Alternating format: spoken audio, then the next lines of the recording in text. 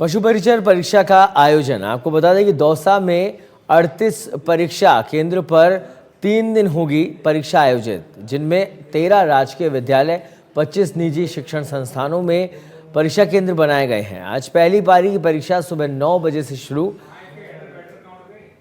आपको बता दें कि दोपहर 2:30 बजे से शाम 5:30 बजे तक दूसरी पारी के अंदर ये परीक्षा होगी।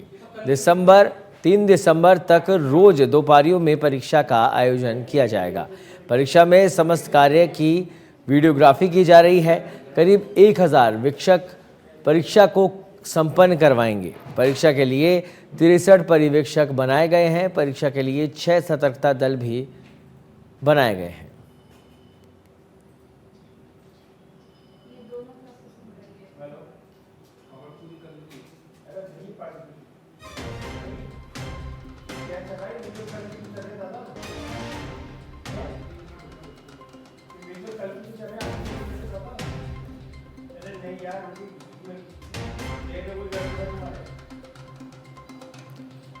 परीक्षा के लिए आपको बता दें कि पशु परिचर परीक्षा का आयोजन हो रहा है। 3 दिन ये परीक्षा प्रदेश में आयोजित होगी। पहली पारी में परीक्षा 9 बजे से शुरू होगी, जबकि दूसरी पारी में परीक्षा 2:30 से 5:30 तक आयोजित की जाएगी।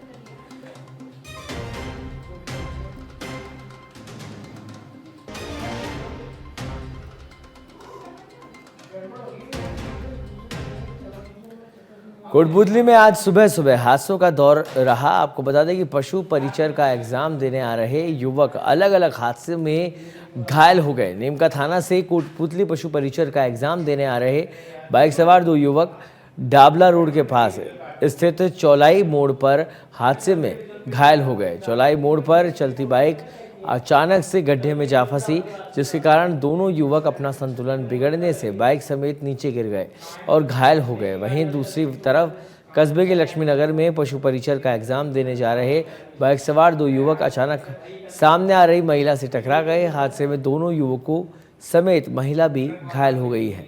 सभी घायलों को राजकीय BDM जिला अस्पताल में भर्ती करवाया गया है, जहाँ घायल हुए लोगों का इलाज जारी है।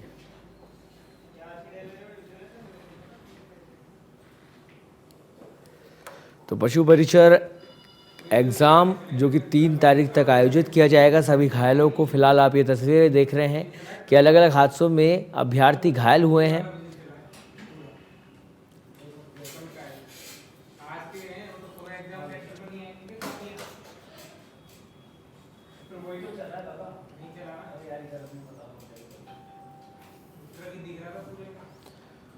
उपचुनाव की आचार संहिता के बाद कैबिनेट और मंत्रिपरिषद की बैठक हुई। बैठक में धर्मांतरण विरोधी बिल को मंजूरी दी गई। बजट सत्र में यह बिल लाया जाएगा। जबरन धर्मांतरण पर 10 साल तक की जेल है। खुद की मर्जी से धर्म परिवर्तन पर 60 दिन पहले कलेक्टर को सूचना देनी होगी। इसके साथ ही RAC कांस्टेबल भर्ती में बदलाव किया गया है। भरतपुर और बीकानेर में विकास प्राधिकरण 9 नीतियों को भी मंजूरी दी गई है। RAC कांस्टेबल भर्ती के लिए पहले 10वीं पास की योग्यता थी, इसे बढ़ाकर अब 12वीं पास करने का फैसला किया गया है। आपको बता दें कि मेवाड़ भील कोर में भी 12वीं पास योग्यता रहेगी। कैबिनेट ने इसके लिए कांस्टेबल भर्ती नियमों में संशोधन को मंजूरी दी है। राजस्थान पुलिस के कांस्टेबल भर्ती के लिए पहले से 12वीं की परीक्षा पास करना योग्यता है, लेकिन RAC और मेवाड़ भील कोर में कांस्टेबल के लिए योग्यता 10वीं पास रखी गई थी। लेकिन एक धर्म परिवर्तन का मामला जिसको लगातार हमने पहले भी जब मेरी बात हुई थी जोगाराम पटेल ने तो कहा था कि लगातार इस तरह के मामले आ रहे हैं। नो पॉलिसी पर मोहर लगी है, लेकिन एक धर्म परिवर्तन का जो आप कानून लाए इसको लेकर आप पहले भी कह चुके थे कि इस तरह के मामले सामने आ रहे हैं। आदिवासियों को, गरीब को, महिलाओं को बरगलाकर धर्म परिवर्तन कराया जा रहा है। क्या है कानून? देखिए, राजस्थान प्रदेश में सभी धर्मों का हम आदर और मान और सम्मान करते हैं। भारतीय संविधान आर्टिकल 25 और 26 हमको ये कहता है धर्म की स्वतंत्रता का अधिकार देता है।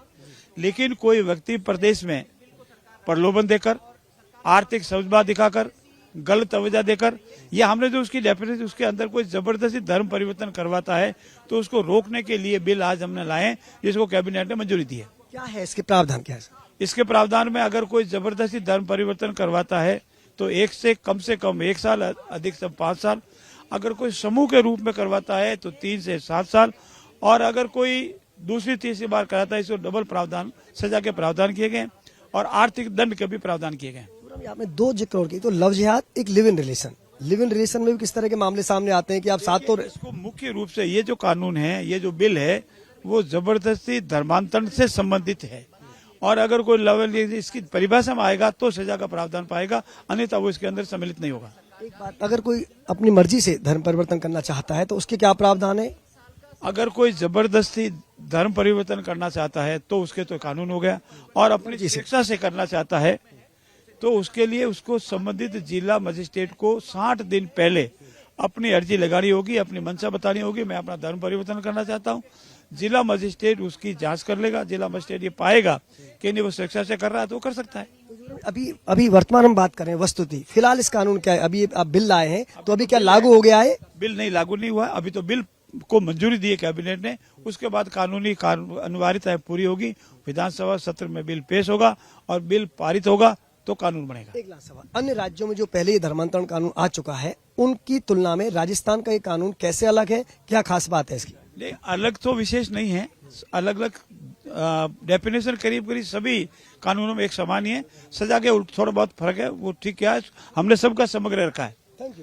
ये थे संसदीय कार्य मंत्री जोगाराम पटेल, जिन्होंने कहा है कि हम धर्म परिवर्तन का कानून बिल लाए हैं और आगामी विधानसभा सत्र में इसको लागू कर दिया जाएगा। ये बिल जो रोकेगा ऐसे धर्मांतरण को जो जबरदस्ती किया जाता है, प्रलोभन से किया जाता है, ऐसे तमाम धर्मांतरण को रोके। अब बिल आ गया है लेकिन ये लागू होगा विधानसभा में पारित होने के बाद। एक बात और जो इसमें बिल में खास बात देखी गई है कि ये जो बिल लाया गया है, अगर कोई स्वेच्छा से धर्म परिवर्तन करना चाहता है तो उसको 60 दिन पूर्व जिला कलेक्टर को ये परमिशन लेनी होगी, सूचना देनी होगी, तभी आप स्वेच्छा से धर्म परिवर्तन कर सकते हैं। और बाकी जो राज्यों में ये कानून आया है उस सभी कानूनों का अध्ययन करने के बाद राजस्थान की सरकार जबरन धर्म परिवर्तन को रोकने का एक कानून लाई है जो आगामी विधानसभा सत्र में लागू हो जाएगा। कैबिनेट में कई अहम फैसले हुए हैं, 9 नीतियों पर मोहर लगी है। मेरे साथ डिप्टी सीएम प्रेमचंद बैरवा है, उनसे बात करते हैं। बहुत बड़े फैसले आपने लिए हैं, क्या क्या फैसले हुए हैं? हमारे यशस्वी मुख्यमंत्री जी की अध्यक्षता में जिस तरह से 9 नीतियों का जो प्रस्ताव लिया गया है और उनको पारित की गई, कैबिनेट में मंजूरी मिली है, उनमें आपको मैं बता दूं, राजस्थान एमएसएमई नीति 2024, राजस्थान निर्यात संवर्धन नीति, राजस्थान एक जिला एक उत्पादन नीति, राजस्थान एवीजीसी एक्स्ट्रा नीति 2024, राजस्थान पर्यटन इकाई नीति 2024 और राजस्थान खनिज नीति 2024, राजस्थान एमसैंड नीति 2024, राजस्थान निर्यात प्रोत्साहन नीति। इस तरह से ये आज सबसे 9 नीतियां एक साथ कैबिनेट में लाकर पारित की गई है। इसके लिए मैं माननीय हमारे यशस्वी मुख्यमंत्री भजन लाल जी का एक विजन है, एक सोच है कि राजस्थान को आर्थिक दृष्टि से आगे बढ़ाएं। एक सवाल और मैं करूंगा आपसे कि जो धर्म परिवर्तन का मामला है वो एक बड़ा कानून, लंबे समय से उसको लेकर चर्चा हो रही थी, वो क्या है मामला और किस तरह से उस राहत मिलेगी? जिस तरह से लोग प्रलोभन देकर, अन्य संस्थाएं कई लगे हुए हैं जो उसकी अनभिज्ञता होती है लेकिन फिर भी उसको कई प्रलोभन देकर और धर्म परिवर्तन करा दिया जाता है, तो उसको लेकर ऐसा कोई प्रलोभन देकर धर्मांतरण उसका नहीं कराएं। इसके लिए एक प्रावधानों की नीति बनाई गई है और उसमें सजा का प्रावधान गया है, जिसमें कई और राज्यों की नीतियां भी देखते हुए उसमें हमने मिक्स करके और एक नीति लाई गई है। SC ST का अगर धर्म परिवर्तन होगा, महिला का होगा, नाबालिग का होगा तो 3 से 10 साल का प्रावधान रखा है। इसके पीछे क्या बड़ी वजह, इतनी सजा क्यों रखी है? देखिए, सबसे ज्यादा अगर किसी को प्रलोभन में ले लिया जाता है तो ऐसे लोगों को जिनको इसका पता नहीं होता उन लोगों को लिया जाता है। इसलिए देखिए प्रेमचंद बैरवा, ये बड़ी खबर जो कैबिनेट से निकल कर आई है, धर्म परिवर्तन कानून लाया गया है राजस्थान में। अब आसान नहीं होगा धर्म परिवर्तन कराना। अगर महिला, नाबालिग, SC ST किसी का धर्म परिवर्तन कराया जाएगा, प्रलोभन से अगर धर्म परिवर्तन कराया जाएगा, जबरन धर्म परिवर्तन कराया जाएगा तो सजा होगी और उसके तहत 3 से 10 साल की सजा का प्रावधान रखा गया है। इसके साथ खास बात यह भी है चूंकि अब लव जिहाद जैसे जो मामले लगातार आ रहे हैं उन पर भी अंकुश लगेगा। एक बात और कैबिनेट में कही गई है कि अब अगर कोई मर्जी से धर्म परिवर्तन करना चाहता है तो उसका भी एक नियम बनाए गए, कानून बनाए गए, आपको कलेक्टर से परमिशन ली होगी तभी वो मान्य होगा, वरना उसको भी धर्म परिवर्तन में मानकर सजा दी जाएगी। झुंझुनू से खबर, जहां पशु परिचर भर्ती परीक्षा आज से शुरू। जिले में 15 केंद्रों पर परीक्षा आयोजित। आपको बता दें कि कुल 31,968 अभ्यर्थी इस परीक्षा में शामिल होंगे। 3 दिन तक चलने वाली परीक्षा में कुल 6 पारियां होंगी। परीक्षा में 1 घंटे पहले प्रवेश लेना होगा। गहन जांच के बाद ही अभ्यर्थियों को प्रवेश दिया जाएगा।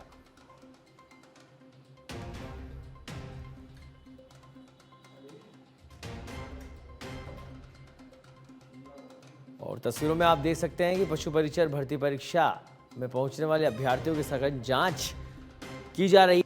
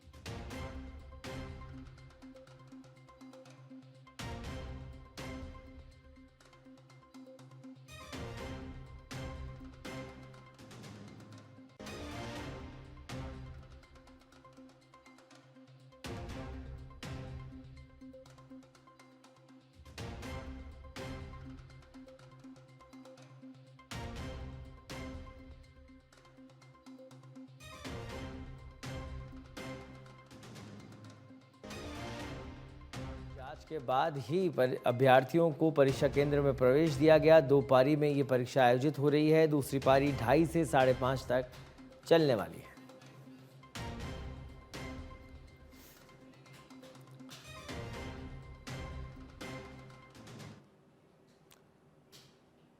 खबर भरतपुर से है, जहां पशु परिचर भर्ती परीक्षा का आयोजन 11 सरकारी और 14 निजी विद्यालयों में तकरीबन 78,000 परीक्षार्थी परीक्षा दे रहे हैं।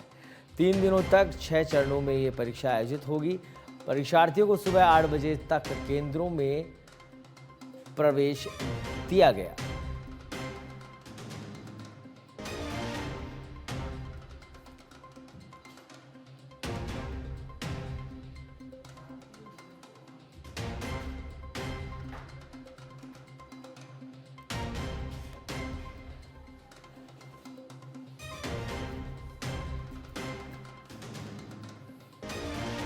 तो 11 सरकारी और गैर सरकारी संस्थानों, शैक्षणिक संस्थानों के अंदर आज इस परीक्षा का आयोजन हो रहा है। पशु परिचर भर्ती परीक्षा का आयोजन 34 निजी विद्यालयों में, 11 सरकारी विद्यालयों में इस परीक्षा का आयोजन किया जा रहा है। खबर सिरोही के माउंट आबू से है, जहां पर पहाड़ों में सर्दी का कहर देखने को मिल रहा है। शहर के मैदानी इलाकों में ओस की बूंदें और पारा 2 डिग्री पर है और लोग सड़कों पर गर्म कपड़े, जैकेट, स्वेटर से लिपटे नजर आ रहे हैं। वहीं शाम ढलते ही नक्की झील पर पर्यटकों का हुजूम होता है।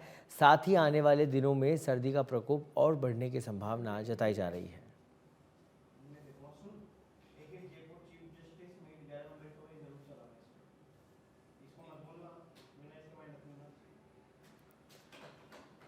पहाड़ों में सर्दी का कहर और तस्वीरों में आप देख सकते हैं सर्दी से बचाव के लिए लोग अलाव का सहारा ले रहे हैं, गर्म कपड़े पहने जा रहे हैं और ज़रूरी होने पर ही बाहर जा रहे हैं। पहाड़ों में सर्दी का कहर, इस समय माउंट आबू सिरोही की तस्वीरें आप देख रहे हैं। और इस खबर पर अधिक जानकारी के लिए हमारे साथ सीधे लाइव जुड़ चुके हैं हमारे संवाददाता दीपक त्रिपाठी। दीपक, माउंट आबू जो कि पर्यटन सिटी बन जाती है सर्दियों में खास तौर पर, ऐसे में क्या कुछ व्यवस्था है वहां की, किस तरह का मौसम, क्या कुछ अपडेट?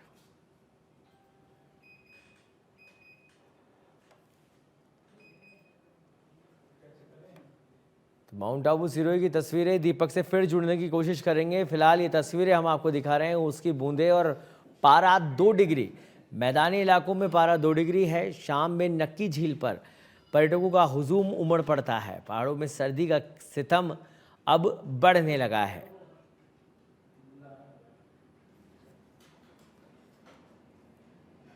तो गर्म पेय पदार्थ और गर्म कपड़े पहनकर लोग सर्दी के बचाव में जुटे हुए हैं। साथ ही अलाव का सहारा लिया जा रहा है सर्दी से बचने के लिए।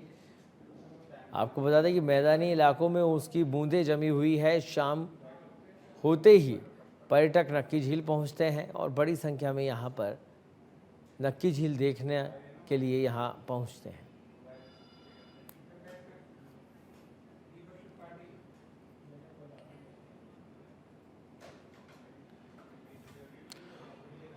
और इस खबर पर अधिक जानकारी के लिए हमारे साथ जुड़ गए हैं माउंट आबू से सीधे लाइव हमारे संवाददाता दीपक त्रिपाठी। दीपक, इस समय क्या कुछ माहौल और किस तरह का मौसम माउंट आबू के अंदर?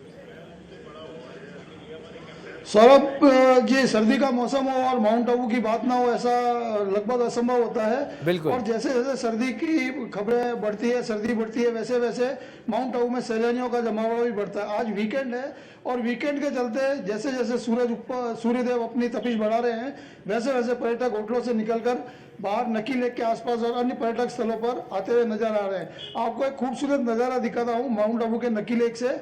देखिए, वादियों का एक सुंदर नज़ारा देखते हैं और साथ ही यहाँ पर जो मौसम है, हल्का हल्का कोहरा रहता है, आसमान एकदम साफ है, बढ़िया सर्दी का हल्का हल्का गुलाबी सर्दी का एहसास हो रहा है। दिन में जहाँ तापमान 17 से 18 डिग्री रहता है, वहीं रात का तापमान लगभग 2 डिग्री रहा है। ऐसे में यहाँ कुछ पर्यटक भी हैं, उनसे बात करने की कोशिश करते हैं। सर, कहाँ से आए आप? जूनागढ़ से। और वहाँ कैसी सर्दी होती है और यहाँ कैसा है? दोनों जगह सेम ही है, ठंडी इधर ज्यादा है। रात का मौसम कैसा है और कैसे एंजॉय करते हैं माउंट आबू को? अब बढ़िया एंजॉय करते हैं। ये थे हमारे साथ पर्यटक और भी लोग हैं जो यहाँ सुबह नाश्ता करते हुए चाय की चुस्कियां लेते हुए नजर आ रहे हैं। और चाय की थड़ियों पर, नाश्ते की दुकानों पर सवेरे सवेरे काफी अच्छी संख्या में भीड़ होती है। यहाँ कुछ बाइकर्स भी हैं जो मौसम का आनंद लेने के लिए बाइक पर अपने अपने शहरों से यहाँ पहुंचे हैं। उनसे भी बात करने का प्रयास करते हैं। कहाँ से आप? अहमदाबाद। और कैसे आए आप माउंट आबू और कैसे एंजॉय करते हैं माउंट आबू को? जी, हम सब ग्रुप में है बाइक लेके। और कैसा देखते हैं माउंट आबू को? सही है, बढ़िया है, जगह बहुत मस्त है, पीसफुल है। अहमदाबाद और माउंट आबू के मौसम बिल्कुल, में इस आपको क्या ठंडी डिफरेंस सिटी का लुत्फ उठाने के लिए लोग अलग अलग अंदाज में यहाँ पर पहुँच रहे हैं दीपक। और जो तस्वीरें आपने साझा करी, किस तरह से लोग सर्दी से बचने के लिए अलाव का सहारा भी ले रहे हैं। आपको बता दें कि मुख्य न्यायाधीश MM श्रीवास्तव आज राजस्थान हाईकोर्ट के सेवानिवृत्त जजों से मिलने पहुंचे। मुख्य न्यायाधीश श्रीवास्तव ने करीब 2 घंटे से भी अधिक समय तक पूर्व न्यायाधीशों के साथ बिताया और उनके साथ अपने अनुभव साझा किए। लंबे समय बाद सेवानिवृत्त हाईकोर्ट जजों के कार्यक्रम में कोई मुख्य न्यायाधीश इतने लंबे समय तक मौजूद रहे हैं।